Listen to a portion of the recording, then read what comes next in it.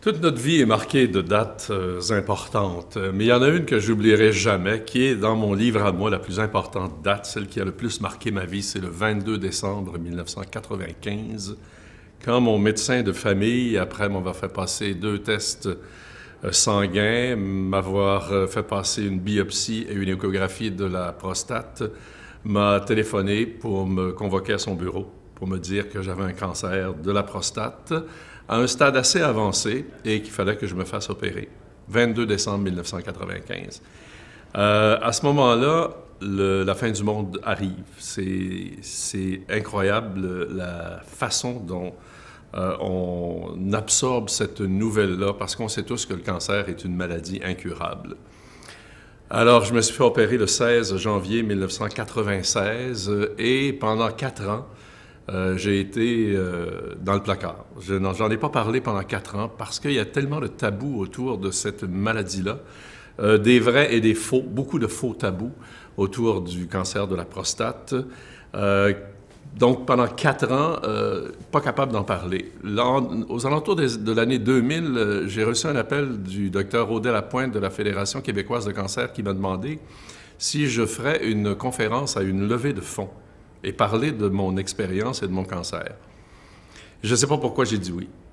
J'ai dit oui et je suis rendu là le midi, c'était au Château Champlain, j'oublierai jamais ça non plus. J'étais assis à la table d'honneur avec Raymond Garneau, Claude Castonguay, Gaëtan Frigon et plusieurs personnalités. C'était une grosse levée de fonds. Et c'est la première fois qu'officiellement j'en ai parlé. Et ça a agi sur moi comme une espèce de déblocage. Et par la suite, je me suis dit, là, il faut aider les hommes, ça n'a pas d'allure. Ça n'a pas d'allure qu'on ne parle pas de cette maladie-là. Et là, on est dans les années 2000. Là, on est rendu en 2012. Imaginez tout le chemin qu'on a fait depuis 2000 jusqu'à 2012. C'est une maladie qui est sournoise. On ne le répétera jamais assez. Il n'y a aucun symptôme. J'étais exactement comme je suis là, en pleine forme.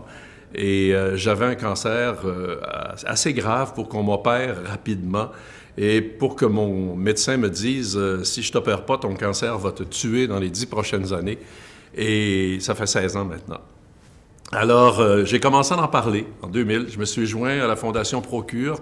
On a commencé à faire du travail et je pense qu'on a aidé beaucoup les hommes.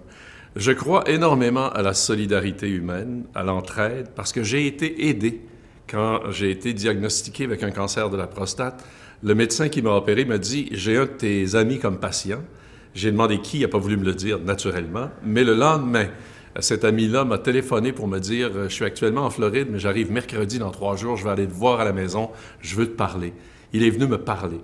Et ça a déclenché une espèce de mouvement de boule de neige qui continue de grossir et de grossir. Parce que moi, je le fais avec d'autres personnes le font avec d'autres personnes. C'est ce qu'on veut faire à la Fondation Procure. Parce que quand on est diagnostiqué avec un cancer de la prostate, le seul mot qu'on retient quand le médecin nous parle dans son bureau, c'est « cancer ». Quand même qu'il nous expliquerait comment ça va se passer, qu'il nous expliquerait comment il allait procéder pour opérer, on retient absolument rien. Le seul mot que l'on retient, c'est « cancer ».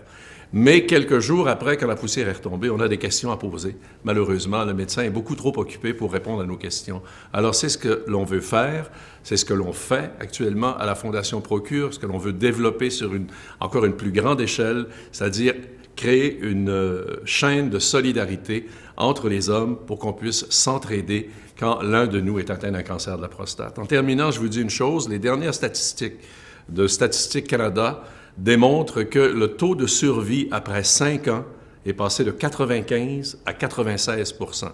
Donc, un point de pourcentage excessivement important qui représente des dizaines et des dizaines de milliers de cas qui sont des survivants du cancer de la prostate.